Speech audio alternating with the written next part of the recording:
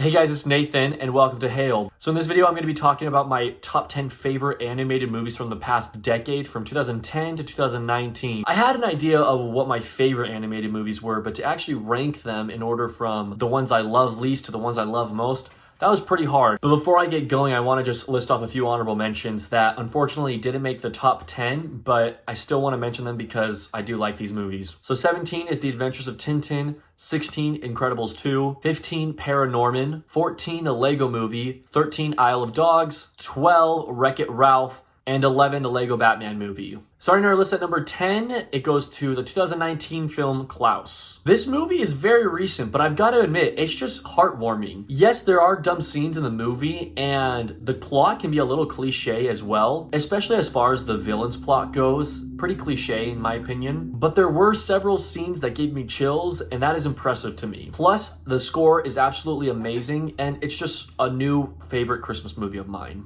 At number 9, we have 2016's Moana. The song How Far I'll Go is easily one of my favorite Disney songs of all time, but I also love the scene where Moana's grandma visits her and she's kind of in a spirit form. I think it's very powerful in movies when the main character's deceased loved one visits them.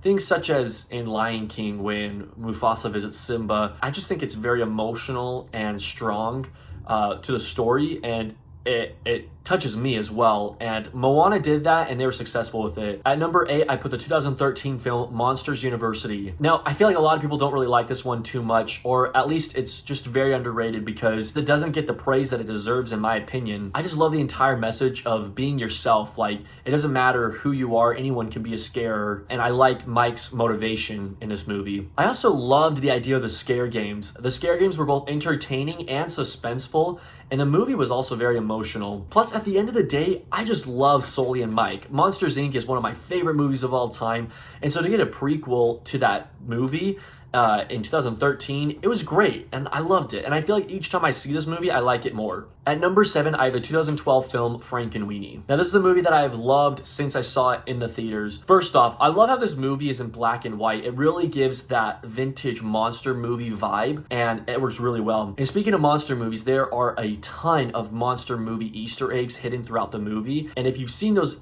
monster movies from back in the day, the 50s, 40s, 30s, then I feel like you're just gonna like this movie a little bit more because of all the hidden gems within it. It's a movie that's not talked about a lot, and that's just too bad in my opinion. Coming in at number 6 is the 2015 film Inside Out. Now, something I love about this movie is Amy Poehler being casted as Joy. I just think it was the perfect casting choice. Another thing that I love about this movie, for one, it's very emotional, very deep. It's such a complex plot, but it works so well in a Pixar film. My favorite scene without a doubt in this movie is when Bing Bong and Joy are trying to get out of that really deep pit that they're in, and they have to sing the Bing Bong song. Basically the scene where Bing Bong says, "Take Riley to the moon for me." Man, I love that scene. So good. And yeah, everything else is great too, but that scene in particular is amazing. Coming in at number 5 is the 2014 film Song of the Sea. This is 2D animation at its finest. The movie is emotional, and it's realistic too, in the most fantasy-like way, if that makes sense. Characters cry.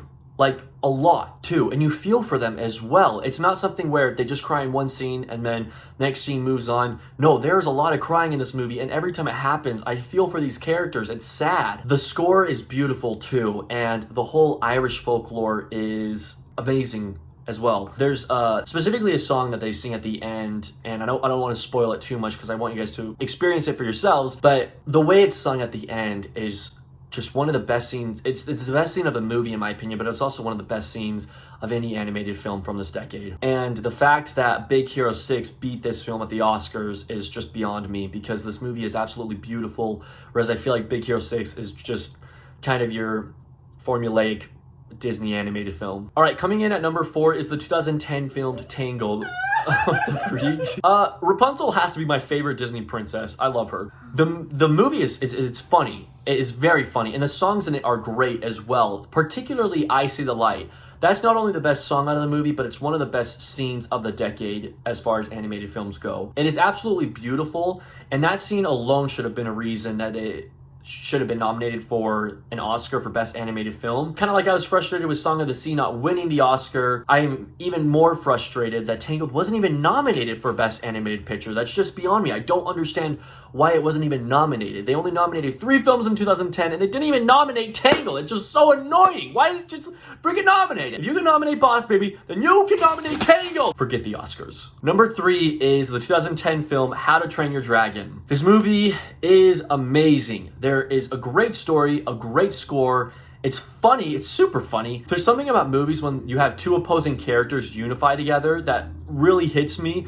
For an example, in Life of Pi, Richard Parker and Pi unifying together, although it's like a boy and a tiger. Just the least likely of relationships coming together. I love that. Shut up, garbage truck! And so, Toothless and Hiccup unifying together and becoming a little team, I love that. I love it so much. Okay, so we're going to be stepping into spoiler territory with How to Train Your Dragon, so if you care about that, then just skip this part. I mean, it's been out for nearly 10 years, so watch it if you haven't seen it. But I noticed that there's a little bit of symbolism with Hiccup losing his leg and Toothless missing part of his tail. And I feel like the symbolism is it just kind of makes them more unified.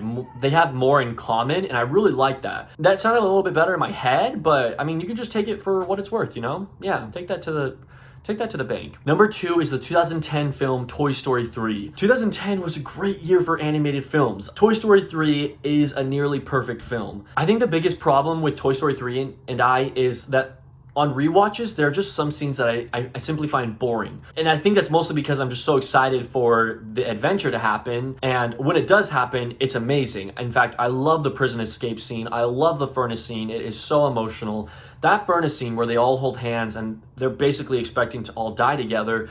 Not only is that probably the best animated scene of the decade in my opinion, but it's one of the best scenes of the decade and of all time. I love that scene so much. And the scene where Andy gives his toys away to Bonnie is very emotional as well. In fact, I think that this is the perfect trilogy ending. I don't think that Toy Story 4 was needed.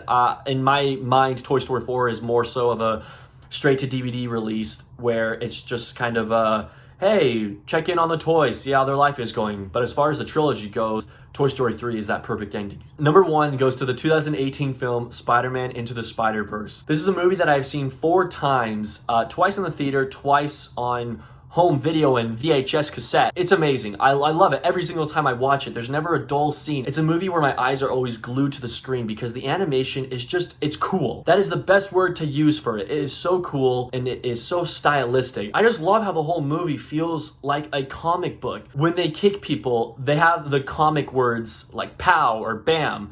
There's one scene where Spider-Gwen and Miles, they do a little fist bump and it's like, dap! Also, I'm a huge fan of Spider-Man. I have loved him since as long as I can remember. And so you can imagine that a movie that literally takes place with like 5 different Spider-Men from different dimensions. Yes, I would love that movie. It is so good. And there's a lot of heart to it too. The score is great. And the whole What's Up Danger scene where he finally becomes Spider-Man is awesome. Because of that, and because of how rewatchable it is, and because of how great the animation is, and that it's Spider-Man, all those reasons combined, it is my favorite animated film of the decade. Stay tuned for more videos, especially decade videos. I want to make a few more of these. I don't know if I'll do a top 10 of the decade quite yet because I'm still working on decade in review. 2015 will come out soon, hopefully.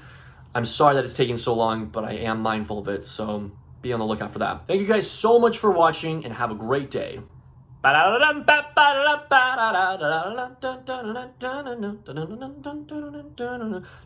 you doing, dude?